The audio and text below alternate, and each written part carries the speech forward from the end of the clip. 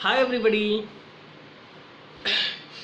Good morning. Lockdown 4 में आपका स्वागत है।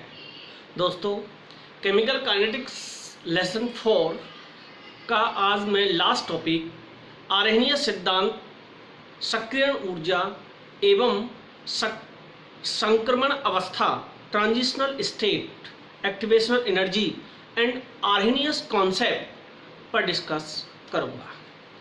दोस्तों, ये केमिकल काइनेटिक्स का लास्ट चैप्टर है। तो दोस्तों, आर्हेनियस ने क्या किया था? आर्हेनियस ने सक्रियण ऊर्जा, वेग स्थिरांक और आर आपको पता है क्या होता है?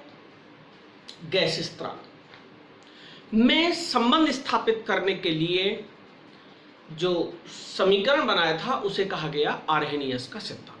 पहले मैं आर्हेनियस के सिद्धांत को एक्सप्लेन करता हूं दोस्तों। तो देखिए क्या होता है,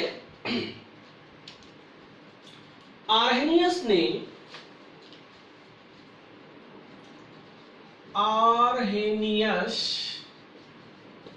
सिद्धांत एवं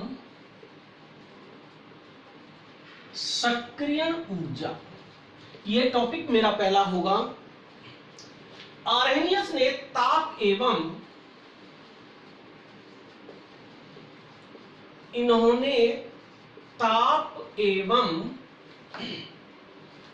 सक्रियण ऊर्जा को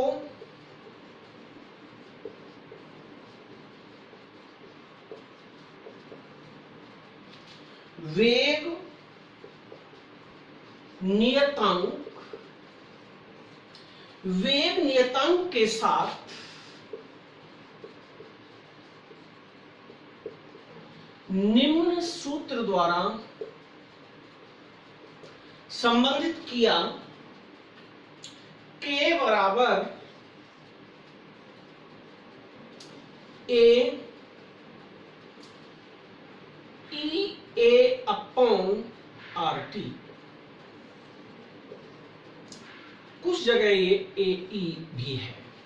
ओके दोस्तों, ये आर्हेनियस का समीकरण है जिसको मैंने कह दिया समीकरण नंबर 1। इसी को कहते हैं आर्हेनियस इक्वेशन, आर्हेनियस समीकरण। यहां A बराबर पूर्व चरघातांकी घटक, पूर्व चरघातांकी घटक है A।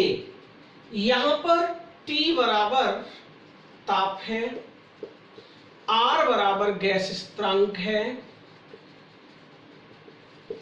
एंड K बराबर अभिक्रिया का वेग स्थिरांक है।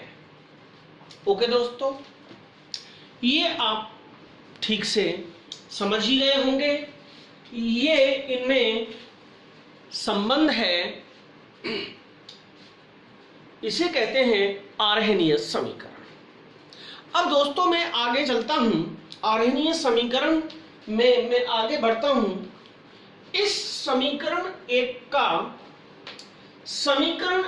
का मैं लघुगणक ले लेता हूं।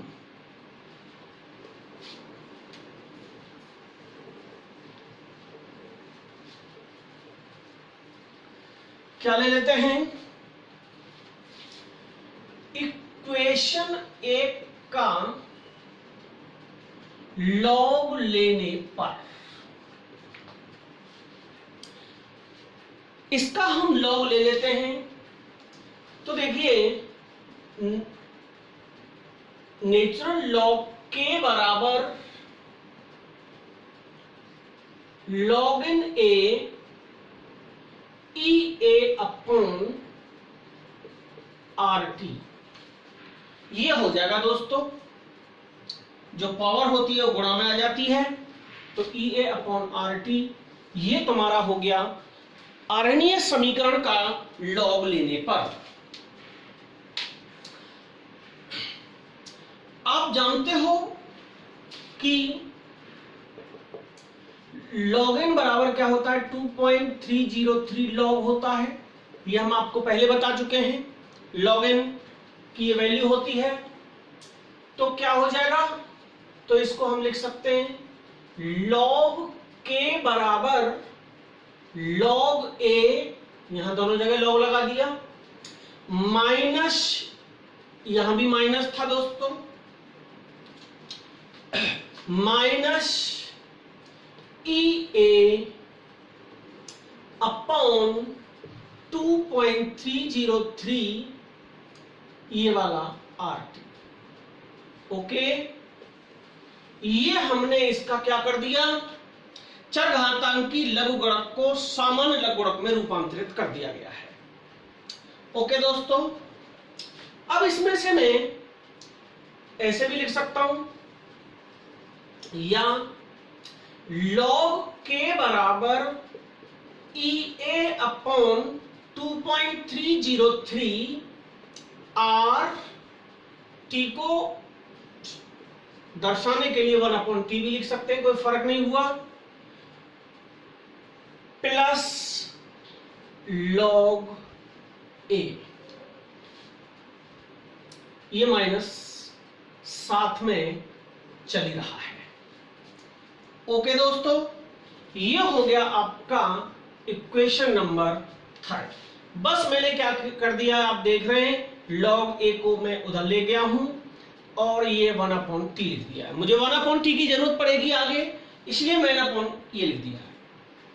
ये जो समीकरण है आप देखें, y बराबर mx के बराबर हो गया, y बराबर mx प्लस c हो गया कि नहीं हो गया, y बराबर mx बना दिया इसको मैंने, प्लस c हो गया है कि नहीं हो गया, बताइए, के तुल्य हो गया कि नहीं हो गया।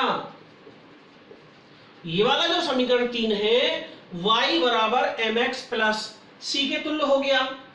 ये क्या है, सरल रेखा का समीकरण है, अर्थात क्या हो जाएगा, log k एवं 1/t के मध्य ग्राफ, t के मध्य ग्राफ निम्न प्रकार होगा। अब मैं किसके मध्य ग्राफ खींच रहा हूं, log k अपॉन एवं 1/t के मध्य ग्राफ खींच रहा हूं। तो दोस्तों क्या हो जाएगा, अब आप आगे देखेंगे, ये आर्हेनियस का सिद्धांत ग्राफीय निरूपण बड़ा इंपॉर्टेंट है, क्लासेस में टीचर ज्यादातर इसे नहीं पढ़ाते। तो दोस्तों क्या हो जाएगा, देखिए ग्राफ समझ लें। तो दोस्तों इधर हमने मान लिया log k और इधर हमने मान लिया 1/t के मध्य ग्राफ खींच दिया। तो इस तरीके से ये आप देख रहे हैं, इस तरीके से ये log k हो गया और ये 1/t हो गया। समीकरण, इसकी ढाल क्या होगी बताइए, अब ढाल tan थीटा हुआ करता है हमेशा, किसके बराबर होगी, जो बचा है उसके, माइनस EA अपॉन RT, और संख्या कितनी बची थी, 2.303। इसकी ढाल आर्हेनियस के अकॉर्डिंग EA अपॉन 2.303 ये होती है।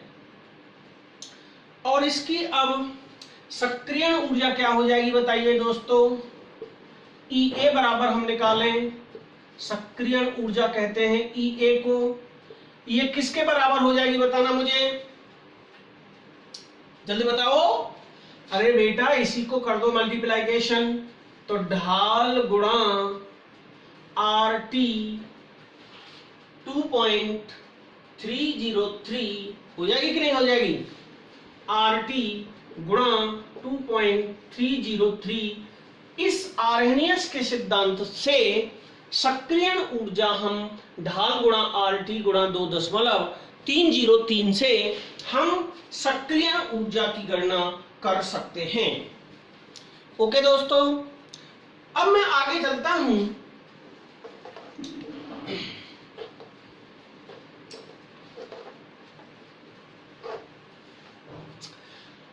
कल मैंने आपको ग्राफ के द्वारा बताया था